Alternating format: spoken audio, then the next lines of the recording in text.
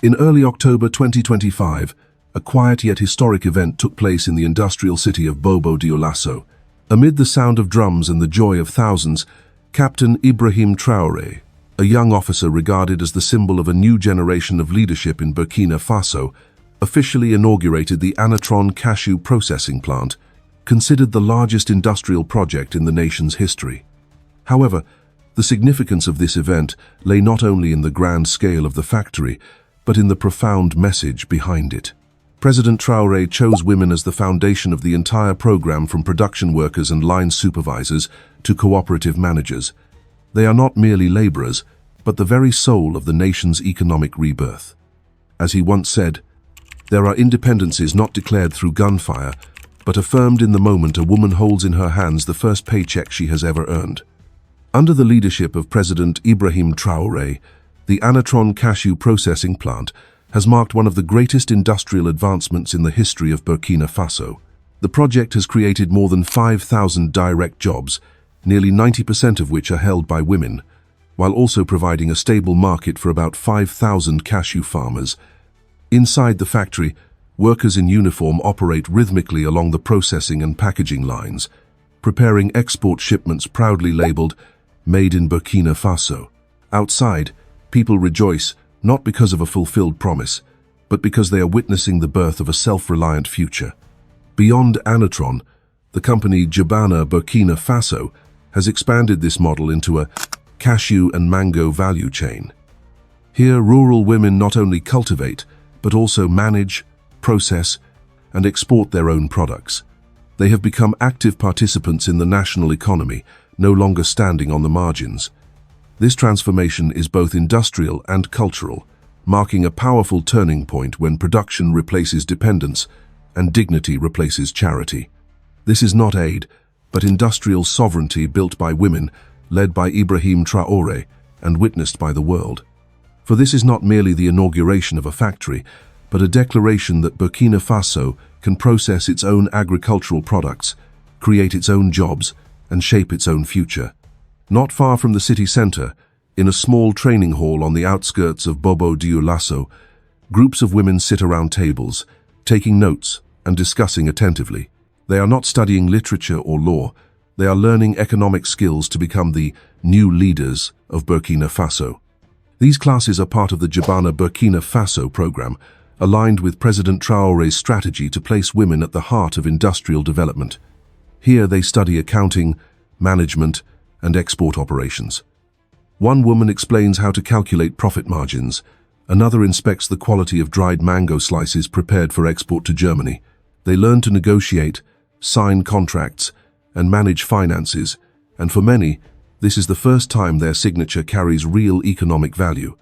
According to the Clarmondial report of 2025, 110 women from 5 cooperatives have completed leadership and organic certification programs, qualifying them to export directly to the European market. What began as a small initiative has now become a national economic driver, where women create income instead of waiting for aid. President Traoré calls them the architects of economic freedom, a concept that represents a new social contract. Each payslip is a symbol of independence, and every exported shipment is a declaration that Africa's wealth will be created by Africans themselves. The transformation of Burkina Faso shows that when women lead a factory, they also lead families, communities, and future generations. Because national reform does not always begin with protests or power struggles sometimes, it begins with numbers, spreadsheets, and discipline. The more you listen to the women of Burkina Faso, the clearer it becomes that this is not only a story about income, but also about identity.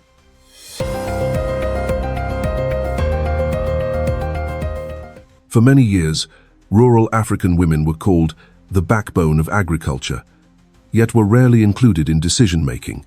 Under Ibrahim Traoré's leadership, they now have a place within the factory itself. Today, power looks different. The woman who signs the export invoice, the mother who teaches her child to code the shipment tracking system, and the cooperative chairwoman who confidently tells reporters, "We no longer sell raw hope. We sell finished pride." Across the country, this transformation is clear. In Banfora, many former farm workers have become quality control officers. In the north, mango processing groups have organized their own transport systems, reducing costs and increasing profits. Banks are now willing to lend, as repayment rates are nearly perfect. What is happening here is neither charity nor simple reform. It is a redefinition of women's roles. They are not just workers, but co-owners of the nation's future. Every cashew nut and every dried mango slice stands as proof of perseverance and ambition. And so, as Africa News documents this transformation, one question arises: can this model of women-led economic sovereignty spread beyond Burkina Faso? Because Ibrahim Traoré's vision did not stop at a single factory, it became a blueprint for an entire continent. Economists have introduced a new term to describe what is happening in Burkina Faso: Presidentomics, the economic philosophy of Ibrahim Traoré, built not on theory, but on the country's own reality. While past governments sought loans, Traoré sought leverage not from international creditors, but from his own people. His idea was straightforward: keep value within the nation. Instead of exporting raw cashews, process them locally. Instead of sending gold abroad, build the country's first national refinery. Instead of waiting for foreign investors, turn farmers and cooperatives into shareholders. This strategy is reshaping how the world views Africa's potential. Under Presidentomics, the state is no longer a distant bureaucracy but a partner that shares risk and reward with communities. The government provides infrastructure and training, while cooperatives manage operations and profits.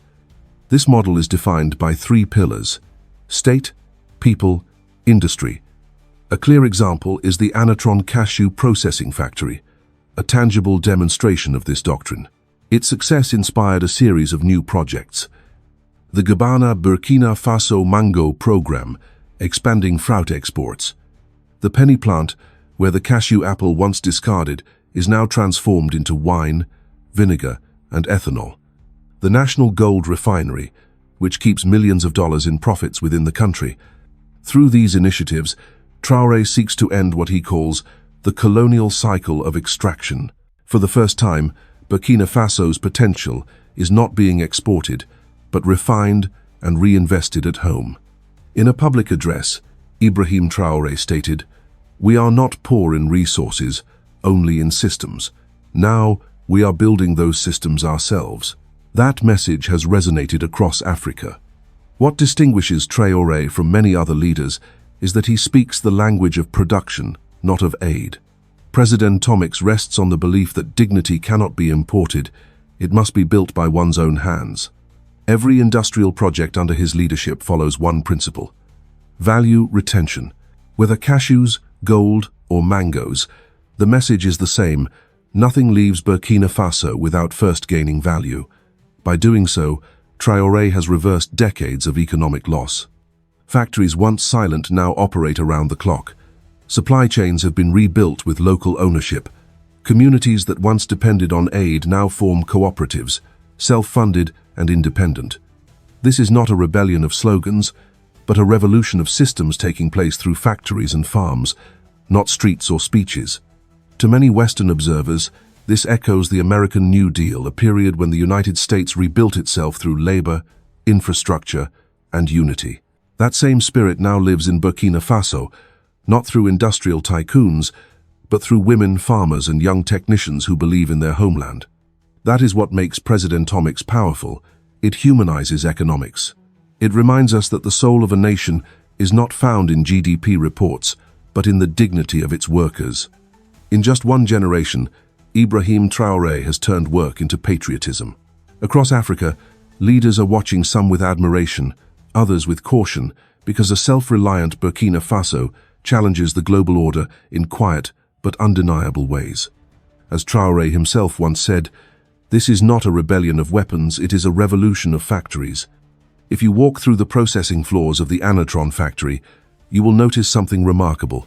Amid the steady rhythm of machines and work, there is a quiet sense of pride, the pride of knowing that the world is now experiencing what Burkina Faso has created with its own hands.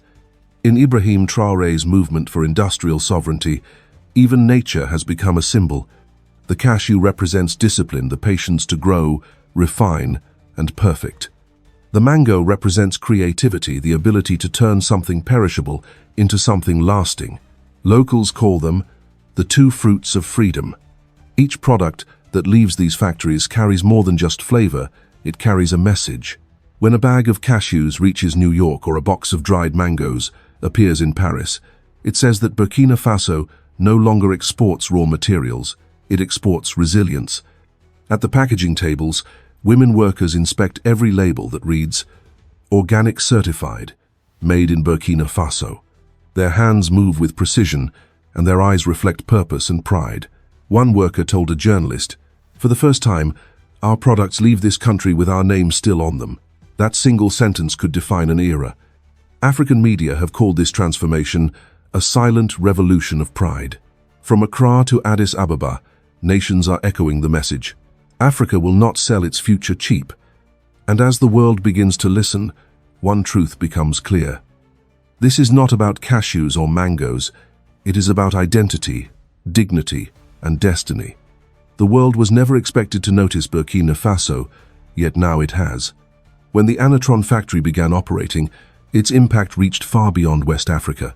Analysts in Paris, New York, and Geneva started asking, could Africa build its own industrial model?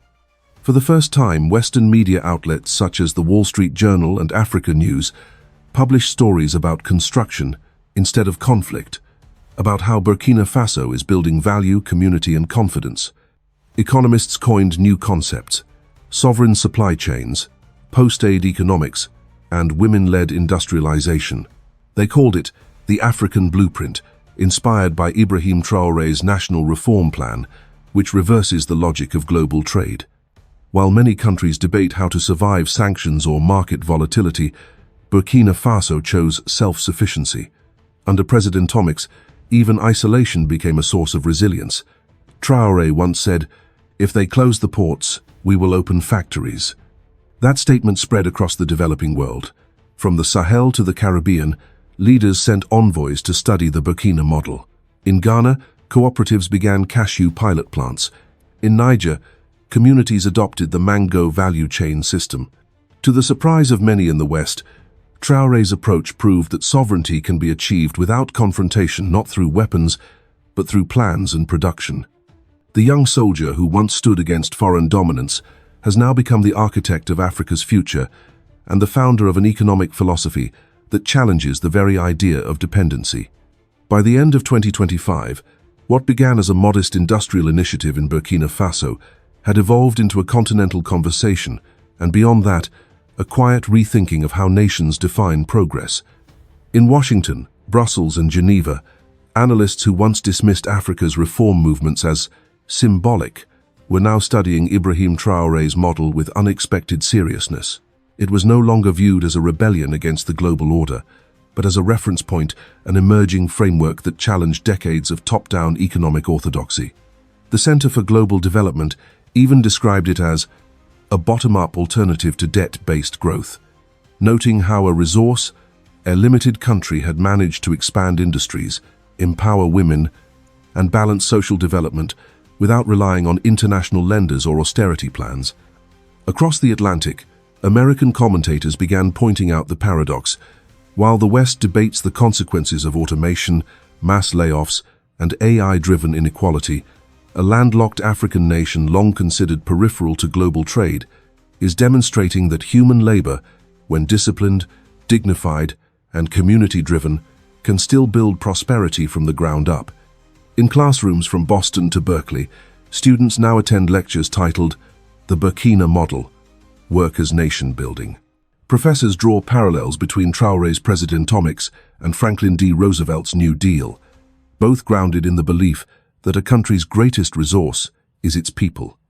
Academic papers describe Burkina Faso's approach as the first African case of social industrialism, combining state coordination with grassroots ownership, a model where citizens are not beneficiaries but shareholders of national progress. For the first time, Africa is no longer presented as a case study of failure, but of foresight. International development forums, once focused on aid metrics, now discuss value retention, local production chains, and women-led cooperatives as instruments of sovereignty. And Burkina Faso, once listed among the world's poorest nations, now stands as a moral and intellectual example, teaching others that true wealth is not measured in currency, but in capability and dignity. Yet beneath all the statistics and headlines lies something far more profound. Beyond GDP figures or export numbers, Ibrahim Traoré has reawakened an old African truth that freedom is not granted by outsiders, it grows from within. Under his leadership, young people equate labor with patriotism, women equate ownership with power, and the nation sees itself not as dependent, but as deserving. Factories have become schools of citizenship, payslips have become symbols of independence. One American journalist, writing for Africa News, summarized it best. Traoré may not lead the richest country in Africa, but he leads one of the most self-respecting. That single sentence has echoed across ministries, campuses, and conferences, not as flattery, but as recognition of a quiet revolution taking shape. Because in this new era, the battleground of nations is not defined by territory, but by productivity. And in that fight, Burkina Faso has already proven to the world that the truest weapon of sovereignty is not the gun, but the will to produce. Factories, not fortresses. Partnerships, not patronage.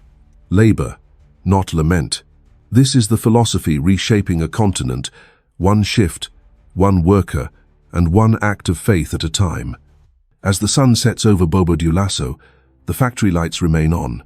Women in red and gold uniforms finish their final shifts, sealing the last boxes marked Organic Certified, made in Burkina Faso. Outside, children wave at trucks departing toward the capital. There is laughter, music, and something invisible yet unmistakable dignity. From the hands that harvest to the minds that manage, Burkina Faso's rebirth has become more than an economic project. It is a moral compass, pointing a continent back toward its own strength.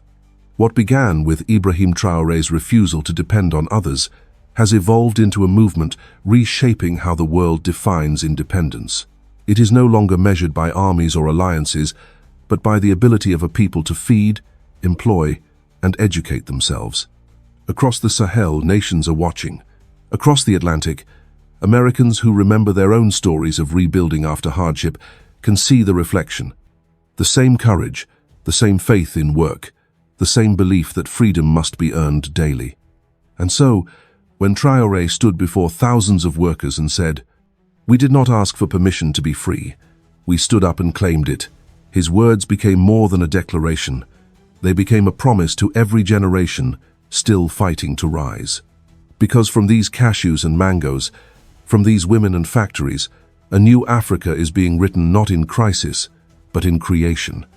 If the spirit of Ibrahim Traoré touches your heart, share this story. Subscribe to keep following the rise of an Africa that no longer bows. And may God bless those who build freedom with their own hands.